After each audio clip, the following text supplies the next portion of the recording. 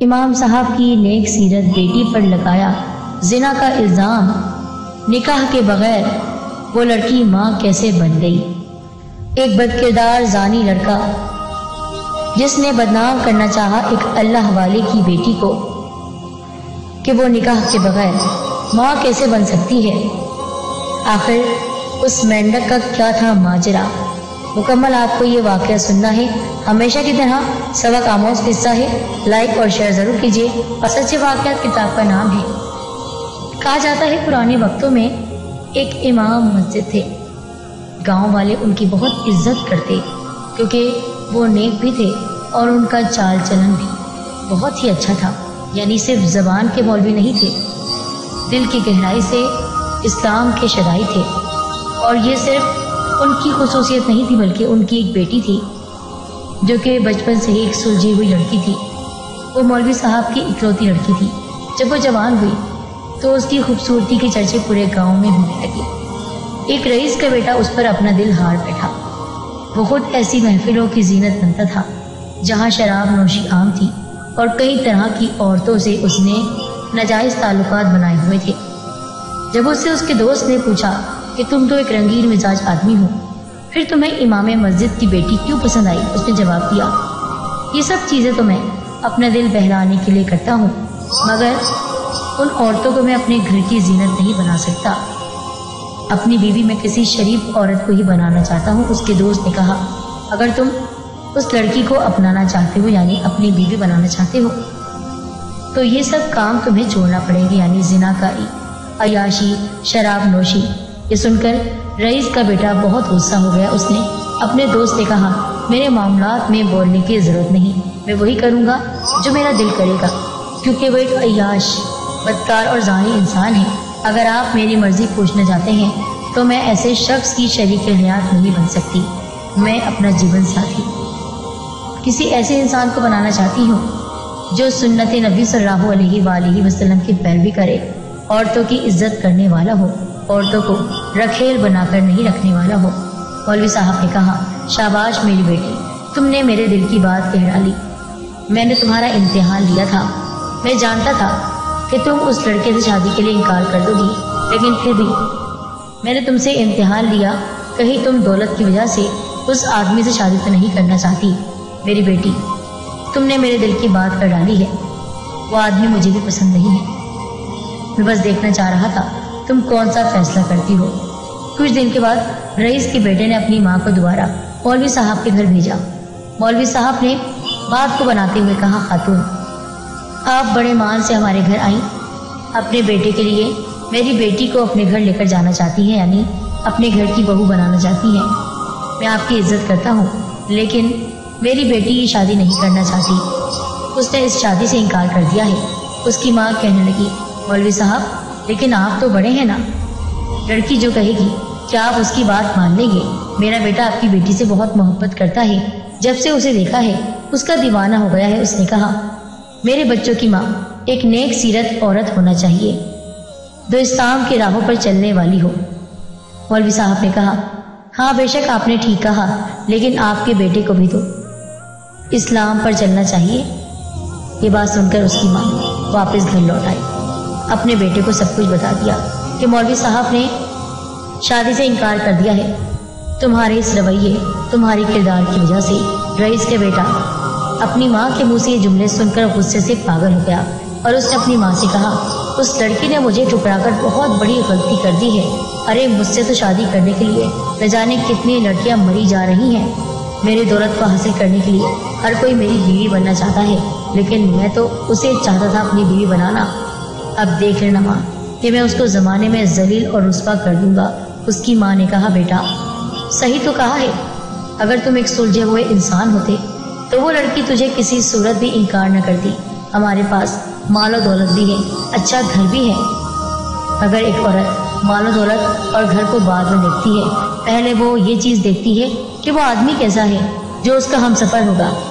رئیس کے بیٹے کو اپنی ماں پر غصہ آیا۔ اس نے کہا، ماں تم فضول کی باتیں نہ کرو، میں نے اسے چاہا، ارے اسے عزت سے اپنے گھر لے کر آنا چاہ رہا ہوں، ورنہ تم جانتی تو ہو کہ میں عورتوں سے کیسا سلوک کرتا ہوں، لیکن پھر بھی اسے عزت دینی چاہیے۔ अपने बराबरी पर लाकर मैंने खड़ा करना चाहा, लेकिन उसने मुझे इनकार कर दिया। मैं तो उसे नहीं छोड़ूंगा। देख लेना कैसा बदला लेता हूँ मैं। वो सच्चाई सुनने का आदी नहीं था।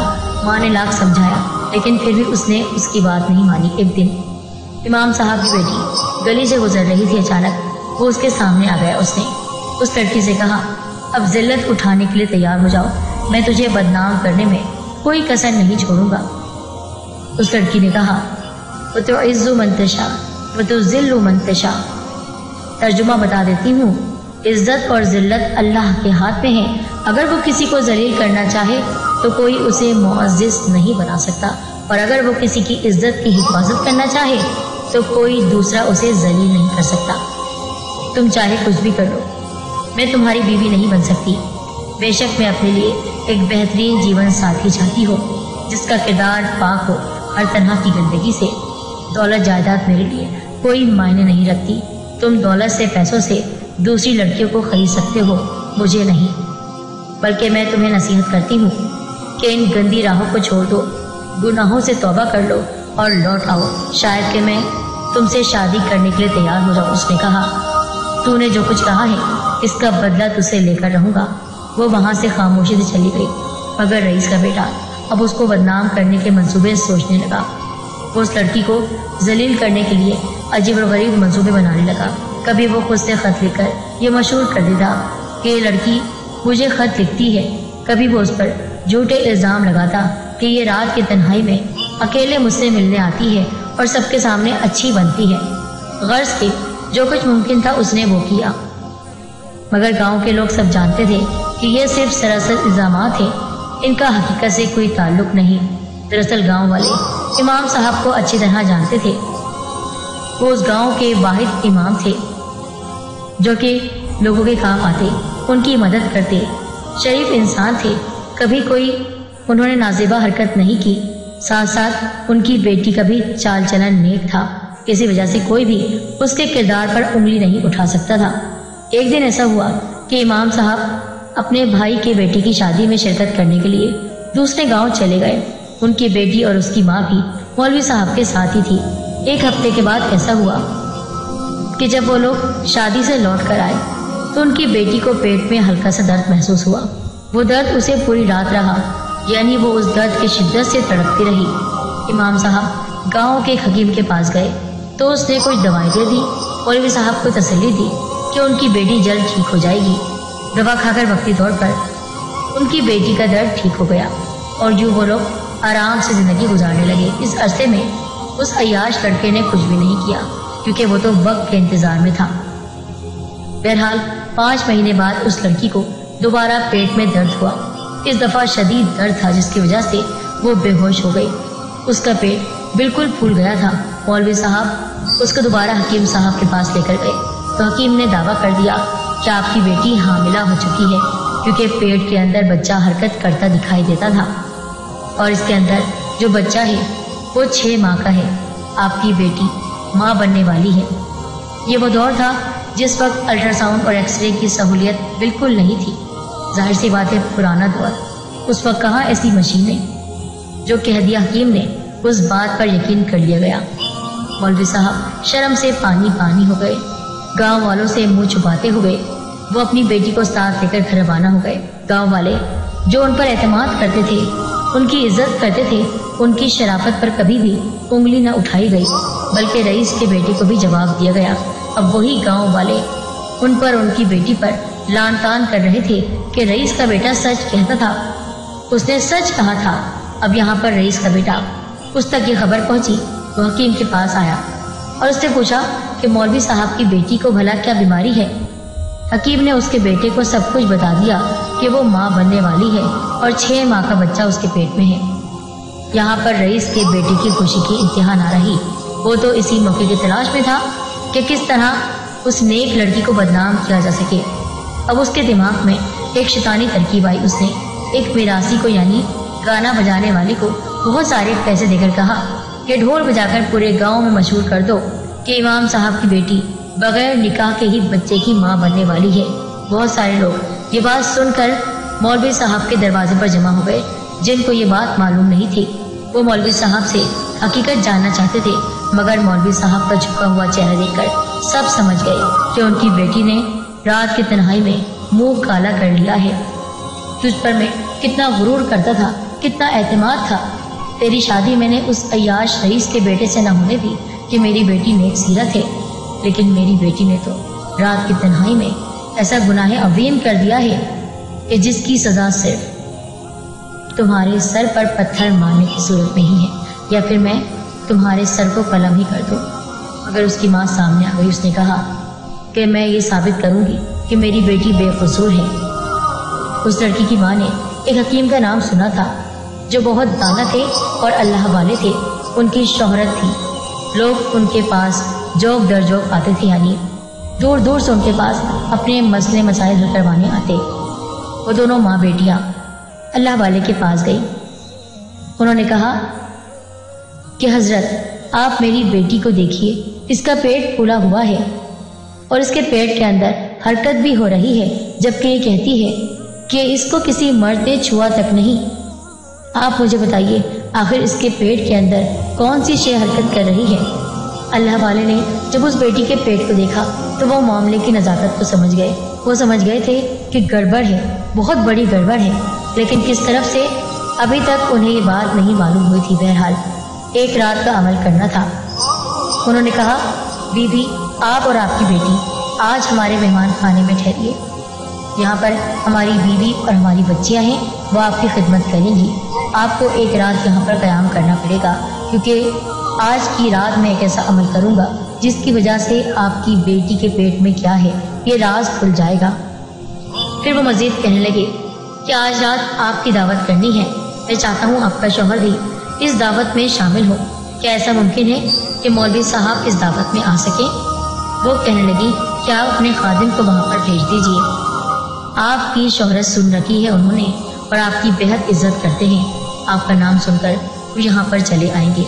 बहरहाल हज़रत साहब ने अपने खादिम को मौलवी साहब के पास भेजा और कहा कि आपकी दावत के लिए हज़रत आपको बुला रहे हैं। अल्लाह वाले ने अपने खादिमीन को एक कमरे में कुत्ता ज़िबा करने और दूसरे कमरे में बकरा ज़िबा करने का हुक्म दिया। उन्होंने बकरे के गोश्त से मौलवी साहब, उनकी बीवी और उनकी बेटी की दावत की।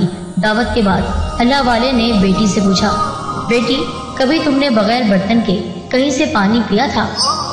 उस लड़की ने बताया कि हाँ, एक दिन हम शादी पर जा रहे थे तो गर्मी की वजह से मुझे सख्त प्यास लगी, तो मैंने एक बहती हुई नहर से चुल्लू भर पानी पी लिया। अल्लाह वाले उस बेटी को उसी कमरे में ले गए जहाँ कुत्ता ज़िबा किया गया था। उस लड़की ने कराहत भरे लहजे में यानी घिन खाते हुए कहा कि यहाँ कुत्ते को किसने ज़िबा किया है? अल्लाह वाले ने कहा, तुम्हारा इलाज उसी वक्त मुमकिन था कि जब तुमको इस कुत्ते का गोश्त खिलाया जाता। मुझे माफ़ करना बेटी, तुमने अभी जो गोश्त खाया है वो कुत्ते का था।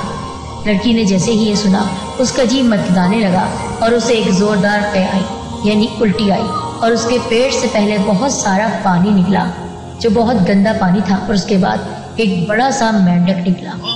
जी हाँ, मेंढक उसके पेट से निकला। मौलवी साहब ने हकीम से पूछा, ये क्या माजरा है? अल्लाह वाले ने मौलवी साहब को बताया, जब आपकी बेटी ने नहर से पानी पिया तो उस पानी में एक छोटा सा मेंढक बढ़ने के मराहिल में था, यानी अभी बहुत छोटा था।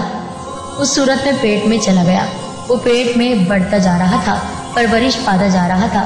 जब वो पूरी तरह मेंढक बन गया तो पेट फूलना शुरू हो गया, बिल्कुल इसी तरह जैसे एक औरत उम्मीद से हो तो उसके बाद उसके पेट में उसका बच्चा बढ़ता जाता है और वो उस बच्चे की माँ बन जाती है। तो यही हुआ आपकी बेटी के साथ। इसने किसी के साथ ज़िनाकारी नहीं की, इसको किसी नामहरम, किसी गैर मर्द ने कभी छुआ तक नहीं। ये पाक है। बस गलती ये हुई कि इसने नहर के पानी को बिना देखे पी लिया और इसके पेट में मेंढक का बच्चा था जो पूरा बड़ा सा मेंढक बन गया। मौलवी साहब बहुत खुश हुए। अपनी बेटी पर शक की बिना पर शर्मिंदा भी हो रहे थे कि मेरी प्यारी बेटी, मुझे माफ़ कर दो। तुमको मैंने बहुत ही बुरा समझा, तुम्हें मारना चाहता था। अगर ऐन वक्त पर तुम्हारी माँ न आ जाती तो आज मैं अपना सर पीट रहा होता। उसके बाद पूरे गांव वालों को इस हकीकत का पता चल गया। उन्होंने भी आकर मौलवी साहब से माफ़ी मांगी और कहा कि आप फिर से मस्जिद आ जाइए और आप मस्जिद की इमामत करेंगे। अब ये खबर उड़ते उड़ते पहुंची रईस के अय्याश बेटे की तरफ। वो भी अपना सा मुंह देखता रह गया।